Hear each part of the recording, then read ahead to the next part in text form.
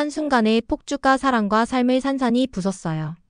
불길로 뒤덮인 차량과 벽에 박힌 절규는 아직도 상하이 밤거리를 맴돌고 있죠. 회사와 제조사는 책임을 떠넘기며 매뉴얼 한 줄로 인간의 고통을 잘라냈어요. 그러나 한 연구자의 증언은 한국 차의 안전기술이 생명을 구했다는 반전을 던졌어요.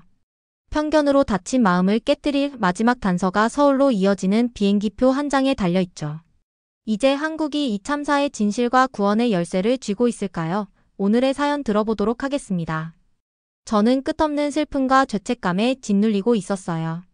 소피아와 릴리가 떠난 사고 그 끔찍한 순간이 머릿속에서 떠나지 않았죠. 한국 차는 안전을 중요하게 생각해요 라는 소피아의 말이 계속 맴돌았지만 저는 그 말을 무시했었어요. 샤오미 차를 선택한 제 편견이 비극을 불러온 걸까? 분노와 절망 속에서 한 통의 이메일이 저에게 새로운 희망을 주었어요. 과연 저는 한국에서 사고의 진실과 구원의 길을 찾을 수 있을까요? 오늘의 사연을 들어보도록 하겠습니다. 저는 병원 침대에 누워 하얀 천장을 바라보고 있었어요. 천장은 텅 비어 있었고 저를 비웃는 것처럼 느껴졌죠. 방 안은 조용했어요. 옆에 있는 기계에서 나는 삑삑삑 소리만이 그 정막을 깨고 있었죠. 팔이 욱신거리고 갈비뼈는 쿡쿡 쑤셨지만 그런 건 마음의 아픔에 비하면 아무것도 아니었어요. 소피아와 릴리가 떠나버렸어요. 제 아내의 따뜻한 미소, 그녀가 스케치북에 연필을 움직이며 흥얼거리던 모습, 릴리가 테디베어를 꼭 끌어안고 까르르 웃던 그 순간들 이제는 모두 기억 속에서만 반짝이고 있었죠. 눈물이 뺨을 타고 흘렀어요. 뜨겁고 짠 눈물이요. 왜 이런 일이 생긴 걸까요? 저는 속삭였어요. 목소리가 갈라져 나오며 떨리고 있었죠. 사고 장면이 머릿속에서 끊임없이 되감기처럼 재생되고 있었어요. 샤오미 SU7이 갑자기 속도를 내고 브레이크가 말을 안 듣고 콘크리트 벽에 쾅 부딪히고 불길이 치솟던 그 끔찍한 순간들요. 그 이미지를 떨쳐낼 수가 없었어요. 눈을 감아도 깨어 있어도 계속 저를 따라다녔죠. 그때 갑자기 소피아의 목소리가 머릿속에서 또렷하게 울리고 있었어요. 한국 차는 안전을 중요하게 생각해요, 제임스. 그 말은 마치 그녀가 지금 제 옆에 앉아서 부드럽게 속삭이는 것 같았어요. 저는 눈을 꼭 감았어요. 가슴이 조여오며 숨이 막힐 것 같았죠. 소피아는 현대차 웹사이트를 보여주며 저를 설득하려 했었죠. 안전기능, 가족을 위한 설계, 릴리 같은 아이들을 지키는 기술에 대해 이야기했었어요. 하지만 저는 그걸 비웃었어요. 미국 차가 최고야. 저는 코웃음을 치며 말했었죠. 자동차 회사에서 마케팅 책임자로 일하니까 다 안다고 제가 왕이라도 된 것처럼 굴었어요. 제 편견, 그러니까 뭔가를 제대로 알지도 못하고 판단하는 그 어리석은 태도 때문에 눈이 멀어 있었죠. 이제 제 가족은 없었어요. 죄책감이 저를 짓눌렀어요. 마치 거대한 바위가 가슴 위에 얹혀있는 기분이었죠. 내가 이 사고를 일으킨 걸까요? 저는 속으로 생각하고 있었어요. 배 속이 뒤틀리며 메스꺼움이 올라왔죠. 저는 미국 차나 중국 차가 더 낫다고 믿었기 때문에 샤오미 SU7을 골랐어요. 그 선택이 실수였을까요? 그 질문은 너무 무거워서 저를 병원 침대에 더 깊이, 더 단단히 묶어놓고 있었죠. 병원에서 퇴원했을 때 저는 완전히 엉망이었어요. 팔은 붕대를 감고 있었고 얼굴은 생채기로 얼룩져 있었죠. 하지만 그런 외적인 상처들은 신경도 안 썼어요. 제 머릿속은 온통 답을 찾는 일로 가득 차 있었죠. 집에 돌아갈 용기가 없었어요. 소피아의 스케치북이 테이블에 놓여 있고 릴리의 테디베어가 소파에 굴러다닐 그 아파트를 마주할 수가 없었죠. 그래서 호텔에 묵기로 했어요. 호텔 방은 깨끗하고 조용했지만 차갑게 느껴졌어요.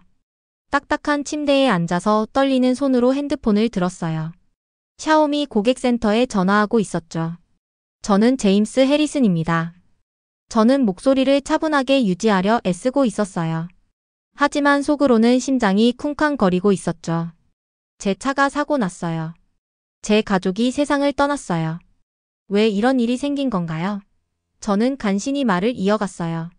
전화기 너머의 남자는 로봇처럼 들렸어요. 감정 없는 목소리로 대본을 읽는 것 같았죠.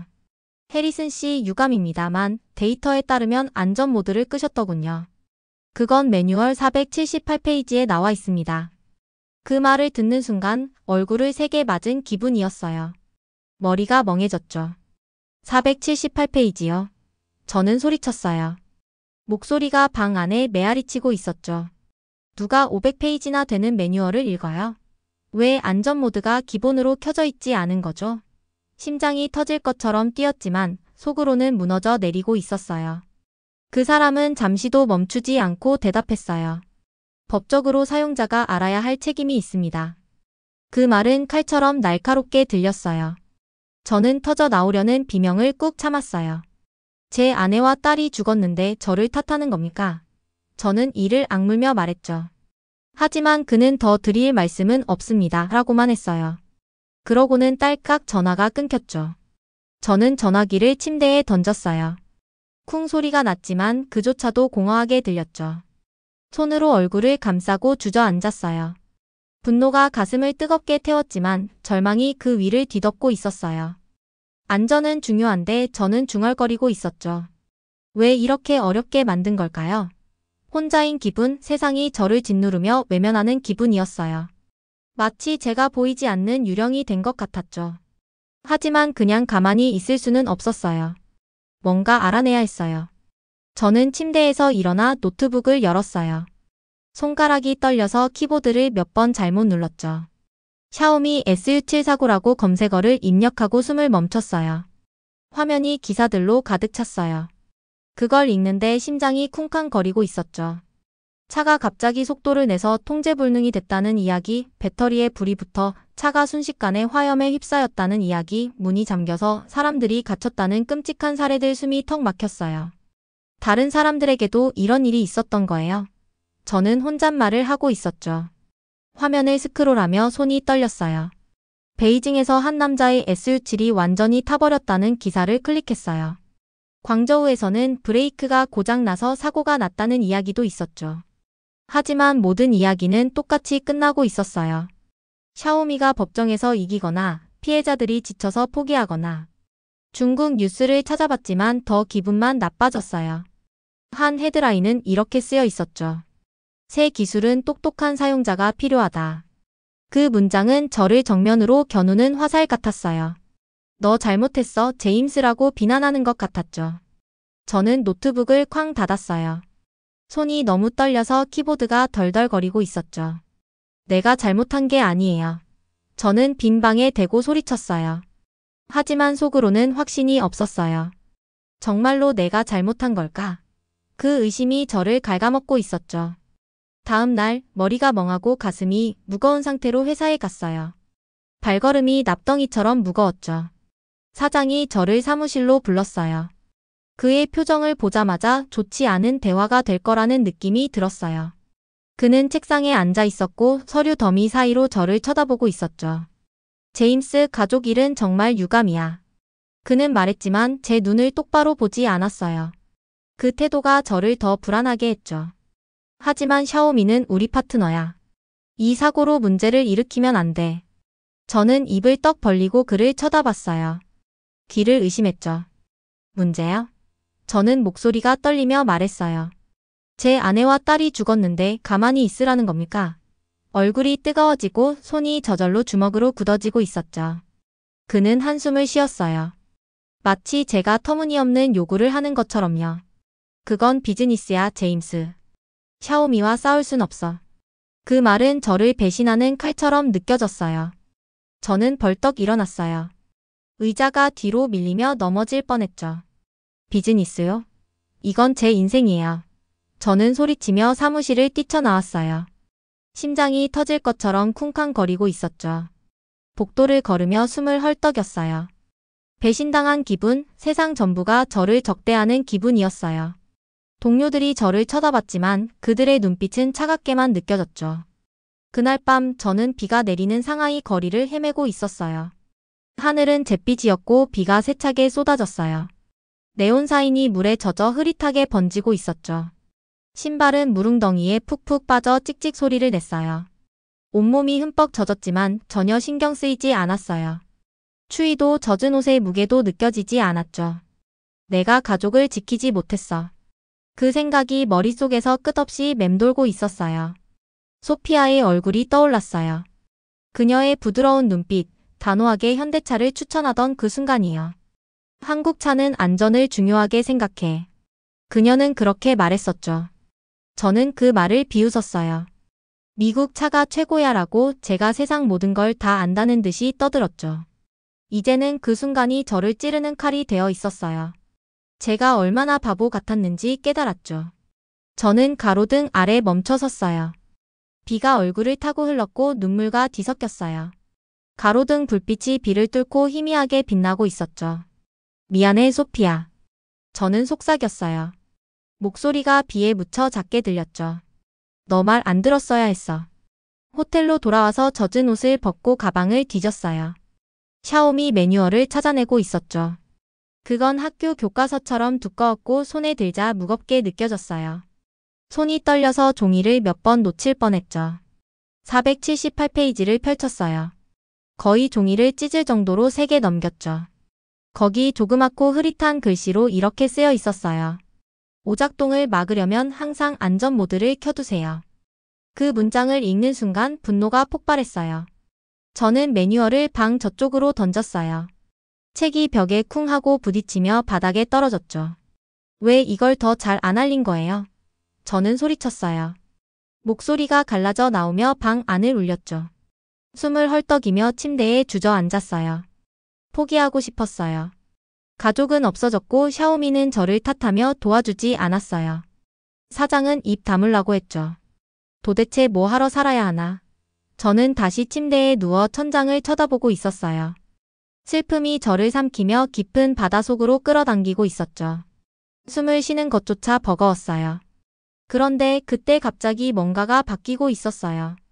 핸드폰에서 핑 소리가 났어요. 화면을 보니 이메일 알림이었죠. 린 샤오라는 여성이 보낸 메시지였어요. 그녀는 중국에서 자동차 안전을 연구하는 사람인데 제 회사 동료에게 제 사고 이야기를 들었다고 했어요. 만나서 얘기할 수 있을까요? 그녀는 썼어요. 도울 수 있을 것 같아요. 저는 린 샤오를 전혀 몰랐어요. 하지만 그 순간 저는 뭔가 붙잡을 게 절실했어요. 마치 물에 빠진 사람이 구명조끼를 찾듯이요. 네, 부탁드려요. 저는 급하게 답장했어요. 손가락이 키보드에서 미끄러져 오타를 낼 뻔했죠. 보내기 버튼을 누르고 나서야 숨을 내쉬었어요. 작은 희망, 아주 작은 불씨가 마음속에서 깜빡이고 있었죠. 다음 날 저는 작은 커피숍에서 린 샤오를 만나고 있었어요. 커피숍은 따뜻했어요. 갓 구운 빵 냄새와 커피 향이 공기를 채우고 있었죠. 창문 밖으로는 상하이의 번잡한 거리가 펼쳐져 있었지만 안은 평화로웠어요. 린 샤오는 창가 테이블에 앉아 있었어요. 부드러운 목소리와 뺨에 희미한 흉터가 있는 친절한 분이었죠. 흉터는 그녀가 뭔가 큰 일을 겪었음을 말해주는 것 같았어요. 제임스 씨 가족 일 정말 안타까워요. 그녀는 슬픈 눈빛으로 말하고 있었죠. 저는 목이 메어서 말을 못하고 고개만 끄덕였어요. 고맙습니다. 겨우 그 말만 내뱉었죠. 저는 그냥 왜 이런 일이 생겼는지 알고 싶어요. 저는 손을 꼭 쥐며 말했어요. 그녀는 깊게 숨을 들이쉬었어요. 마음을 다잡는 것처럼 보였죠. 저도 제임스 씨 같은 사고를 겪었어요. 그녀는 천천히 말하기 시작했어요. 제 차가 갑자기 속도를 내서 벽에 부딪혔죠. 하지만 저는 살아났어요. 저는 눈이 휘둥그레졌어요. 어떡해요? 저는 몸을 앞으로 기울이며 물었어요. 커피잔은 테이블에서 식어가고 있었죠. 그녀는 살짝 미소 지었어요. 그 미소는 슬프면서도 강인했어요. 저는 현대 아이오닉 5를 몰았어요. 그 차의 기술이 제 목숨을 구했죠. 저는 그 순간 멈췄어요. 심장이 쿵 하고 뛰며 가슴이 조여왔죠. 한국 차요. 저는 속삭이듯 말하고 있었죠. 그녀는 고개를 끄덕였어요. 제 차가 부딪혔을 때 문이 저절로 열렸어요. 불이 났지만 빨리 번지지 않았죠. 현대의 안전 시스템이 저에게 탈출할 시간을 줬어요. 그 말을 듣는 순간 공기가 빠져나가는 기분이었어요. 머릿속이 하얘졌죠. 소피아가 맞았어요. 저는 목소리가 떨리며 말하고 있었어요. 그녀가 말했죠. 한국 차는 안전을 중요하게 생각해. 저는 안 들었어요. 눈물이 차오르며 시야가 흐려졌어요. 린 샤오는 테이블 너머로 제 손을 잡았어요. 그녀의 손은 따뜻하고 단단했어요. 마치 저를 붙잡아주는 닭 같았죠. 제임스 씨 잘못이 아니에요. 그녀는 부드럽게 말했어요. 몰랐던 거예요. 하지만 현대의 기술은 달라요. 그들의 차는 사람의 생명을 지키기 위해 만들어졌어요. 그 순간 가슴 속에서 작은 희망의 불꽃이 타오르고 있었어요. 어두운 방에 켜진 촛불처럼 깜빡이는 빛이었죠. 정말요? 저는 물었어요. 목소리가 갈라져 나왔죠. 그들이 어떻게 한다는 건가요? 그녀는 차분하지만 단호한 목소리로 설명하고 있었어요. 현대는 충돌이 오기 전에 문을 여는 시스템이 있어요. 그리고 배터리는 불이 빨리 번지지 않도록 설계됐죠. 전부 안전을 위한 거예요. 저는 의자에 등을 기대며 앉았어요. 머리가 빙빙 돌고 있었죠. 한국 차는 안전을 중요하게 생각해. 저는 그 말을 반복하며 마음 깊이 새기고 있었어요. 처음으로 한국에 호기심이 생겼어요. 저는 항상 미국 차가 최고라고 생각했어요. 중국 차도 꽤 괜찮다고 여겼죠. 하지만 한국은 한 번도 진지하게 생각해 본 적이 없었어요. 이제 뭘 해야 하나요? 저는 작게 물었어요. 목소리가 작았지만 간절함이 담겨 있었죠. 린샤오는 다시 미소 지었어요. 그녀의 눈이 반짝이고 있었죠. 한국에 가세요. 그녀는 단호하게 말했어요. 남양이라는 곳에 있는 현대 연구소를 방문해 보세요. 그들이 기술을 보여줄 거예요. 답을 찾을 수 있을 거예요. 저는 커피숍 창밖을 바라보고 있었어요. 비가 먹고 구름 사이로 햇빛이 비치고 있었죠. 젖은 거리에 황금빛이 퍼지며 반짝이고 있었어요. 한국에서 답을 찾을 수 있을지도 몰라요. 저는 속으로 생각하고 있었죠. 며칠 만에 처음으로 힘이 생겼어요. 마치 가슴 속에 작은 엔진이 다시 돌아가기 시작한 것 같았죠. 뭔가 할 일이 생긴 기분이었어요. 린샤오 씨 정말 고마워요. 저는 좀 더 단단한 목소리로 말하고 있었죠. 한국에 갈게요. 그녀는 따뜻한 미소로 고개를 끄덕였어요. 용기 내세요, 제임스 씨. 한국은 정말 멋진 곳이에요. 직접 보게 될 거예요. 저는 정말로 웃었어요. 오랜만에 입꼬리가 올라가며 얼굴이 따뜻해졌죠. 뭘 찾게 될지 몰랐지만 배울 준비가 되어 있었어요. 한국 차가 왜 안전을 중요하게 생각하는지 알고 싶었어요. 소피아와 릴리를 위해 그리고 저 자신을 위해 뭔가를 바로잡고 싶었죠. 호텔로 돌아가는 길 상하이의 스카이라인이 햇빛에 반짝이고 있었어요. 높고 화려한 빌딩들이 하늘을 찌르고 있었죠. 하지만 그 도시에는 소피아와 릴리가 없었어요. 그들의 빈자리가 제 가슴을 공허하게 만들었죠. 저는 핸드폰을 꺼내 서울행 비행기를 예약하고 있었어요. 손가락이 화면을 빠르게 누르며 마치 시간이 저를 기다려주지 않을 것 같았죠. 너희를 위해 가는 거야. 저는 소피아의 부드러운 얼굴과 릴리의 밝은 눈을 떠올리며 말하고 있었죠. 한국 차는 안전을 중요하게 생각해. 그 이유를 꼭 알아낼게. 처음으로 저는 슬픔에 갇혀 허우적거리지 않고 앞으로 나아가는 기분이었어요. 한국이 저를 부르고 있었어요. 그 부름은 희미하지만 강렬했죠. 저는 그 목소리에 대답할 준비가 되어 있었어요. 무엇이 저를 기다리고 있을까? 그 질문이 저를 잠 못 들게 했지만 동시에 가슴을 뛰게 했어요. 한국의 안정성에 감동받으셨다면 구독과 좋아요 부탁드립니다.